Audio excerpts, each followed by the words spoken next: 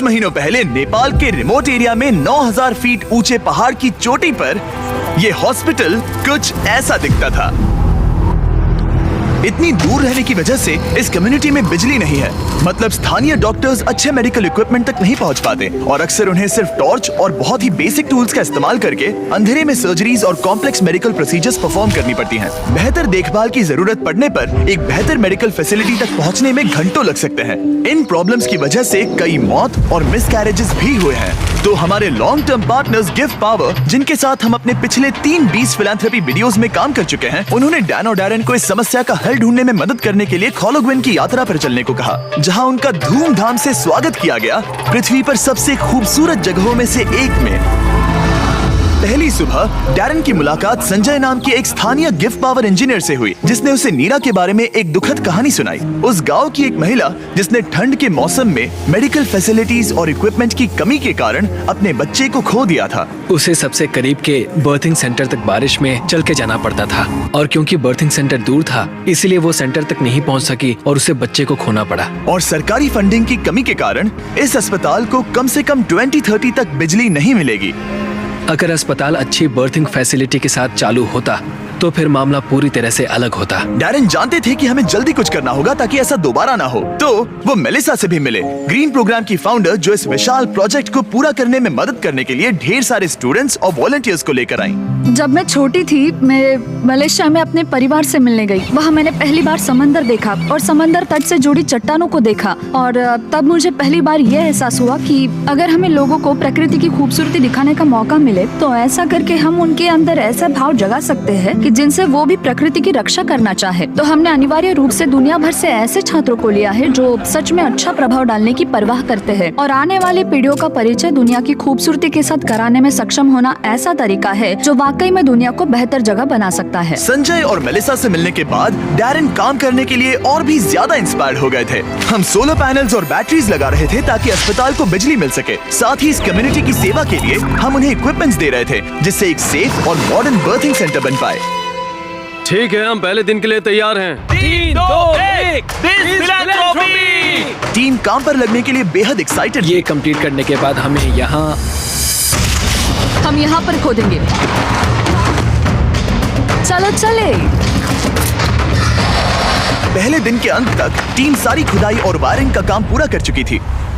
मैं ये बयान नहीं कर पा रहा, लेकिन इस गांव के लोगों के बारे में कुछ तो बात है। उनकी प्रामाणिकता, उनके दोस्तानेपन और उनके खुलेपन ने मुझे कुछ ही दिनों में ऐसा एहसास करवाया जैसे मैं उनके परिवार का ही हिस्सा हूँ। जैसे ही हम इस घर की ओर बढ़े, कोई अंदर भागा और उसने आग जलाई और वहाँ से धुआं निकल रहा था। हमें नहीं पता कि क्या हो रहा है, लेकिन वो हमारे लिए चाय बना रहा था। ये अदरक वाली हिमालयन काली चाय है और मैंने अपनी पूरी जिंदगी में इससे बढ़िया चाय कभी नहीं पी। यही यहाँ की संस्कृति है। ये लोग वाकई में बहुत काइंड और वेलकमिंग है और हम जहाँ भी जाए वो हमारा ख्याल रखना चाहते हैं। उन्होंने हमारे लिए अपने घरों के दरवाजे खुले रखे हैं। इन्होंने हमें रहने के लिए एक कमरा दिया ताकि डैन और मैं यहाँ आराम कर सकें। लेकिन कंस्ट्रक्शन शुरू होने के कुछ ही समय बाद डैन बीमार महसूस करने लगे। मुझे बहुत ज्यादा बीमार महसूस हो रहा है, तो मैं पास ही के अस्पताल में चेकअप करवाने जा रहा हूँ। इसका मतलब वो खुद ही एक्सपीरियंस कर पाएंगे कि इलाज करवाने के लिए इतनी दूर जाना कितना मुश्किल होता है। जैसा कि आप देख सकते हैं, यहाँ पर सब कुछ लॉक्ड है और ये कड़वी सच्चाई है। अगर आप आसपास के किसी गांव में गंभीर रूप से बीमार हैं, तो आपको अपने सबसे नजदीकी हेल्प सेंटर पहुंचने के लिए भी 7 घंटों की यात्रा करनी पड़ेगी। खुशकिस्मती से वहाँ पर एक नर्स थी जो उनका चेकअप कर पाई। ये है कारुना, जो स्थानीय कस्बे खोला गाँव में एक नर्स है। ये मेरी चेकअप करने आई है।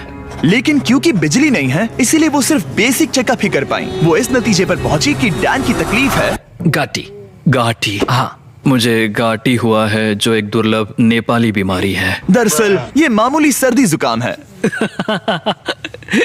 लेकिन इतने बड़े कम्युनिटी के लिए अक्सर इससे भी ज्यादा सीरियस केसेस होते हैं, जिनके लिए इमीडिएट और कॉम्प्रिहेंसिव ट्रीटमेंट की जरूरत होती है, जो कि अवेलेबल नहीं है। इस प्रोजेक्ट पर सब कुछ निर्भर था। टीम पहले से ही दबाव महसूस कर रही थी, इसलिए जब तक डैन आराम करता, टीम ने काम जारी रखा।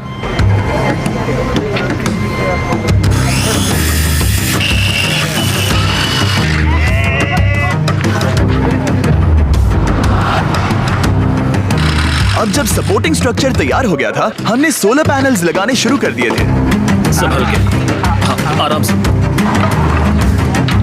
टीम की कड़ी मेहनत के कारण हम स्केड्यूल के आगे थे, तो डैरन ने संजय के बारे में और जानने के लिए समय निकाला। जब मैं ऊपरी हिमालय में काम कर रहा था और उपकरणों की मरम्मत कर रहा था, तो हमें पता चला कि इस गांव में बिल्कुल भी बिजली नहीं है। और जब हम यहाँ पहुँचे तो मैंने देखा कि एक बच्चा सोया था और वहाँ एक लकड़ी के बॉक्स में आग लगाई गई थी। और मेरे दिमाग में अचानक आया कि इस तरह के उपकरण हम भी बना सकते हैं। और उसके बाद मैंने यहाँ नेपाल में एक टीम बनाई और फिर हमने एक बेबी वार्मर बनाया, और हम इसे नेपाली में न्यानो न्यानी कहते हैं, जिसका मतलब है एक गर्म बच्चा। न्यानो नानी इतनी सफल हुई कि इसने यूएसए में पीपल्स चॉइस अवार्ड जीता। मुझे लगता है कि ये मेरे लिए एक सपने के सच होने जैसा है, क्योंकि मेरा लक्ष्य इस तरह के वार्मर का निर्माण करना और लोगों को जागरूक करना कि इस तरह के रिमोट एरियाज में हॉस्पिटल्स का क्या महत्व है। सिंपल मेडिकल इक्विपमेंट से जान बच सकती है, ये समझने के बाद डैरन ने 10 और बेबी वार्मर्स खरीदकर संजय को सरप्राइज किया, जिन्हें वो इस तरह के बाकी कम्युनिटीज को डोनेट कर सके। संजय, मैं तुम्हारे पास से 10 और बेबी वार्मर्स खरीदना चाहता हूँ, और तुम इन्हें जिस भी हॉस्पिटल या कम्युनिटी में बांटना चाहते हो वहाँ बांट सकते हो। तुम्हारा बहुत बहुत शुक्रिया डैरन, ये मेरे और मेरी टीम के लिए बहुत मायने रखता है। Thank you so much. सिर्फ एक दिन बचा था, हम कंस्ट्रक्शन पूरा करने के बहुत करीब थे और पूरी टीम आखिरी सोलर पैनल पर साइन करने के लिए एक साथ आई।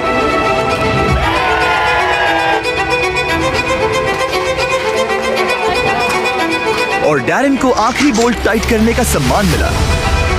हमने मिलकर बिना बिजली वाली इस टूटी हुई बिल्डिंग को पूरी तरह से एक अस्पताल में बदल दिया, जो इस कम्युनिटी के 16,000 से अधिक लोगों की सेवा करेगा। मैं इस बात का बहुत आभारी हूँ कि हम यहाँ आ पाए और उन्हें एक उपहार दे पाए, जो इन लोगों के लिए और आने वाली इनकी पीढ़ियों के लिए एक सार्थक बदलाव लाएगा। अब रात होने के करीब है और समुदाय को सरप्राइज करने का समय आ गया है। मुझसे और इंतजार नहीं हो रहा। पहली बार लाइट को जल्दी देखने के लिए पूरा गांव अस्पताल के यहाँ इकट्ठा हुआ। सब लोग तैयार हैं? 3, 2, 1।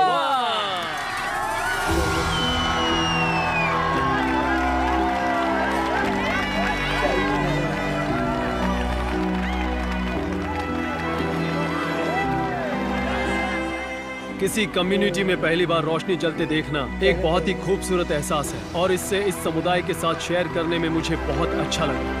अगली सुबह संजय ने नीरा को वापस अस्पताल बुलाया ताकि वो उसे अपने बेबी वार्मर्स के साथ सभी नए इक्विपमेंट्स भी दिखा सके। आज उसके अंदर एक उम्मीद जागेगी कि जिस दौर से वो गुजरी, उससे किसी और को कभी गुजरना नहीं पड़ेगा। वो इस बर्थिंग फैसिलिटी के लिए बहुत खुश है।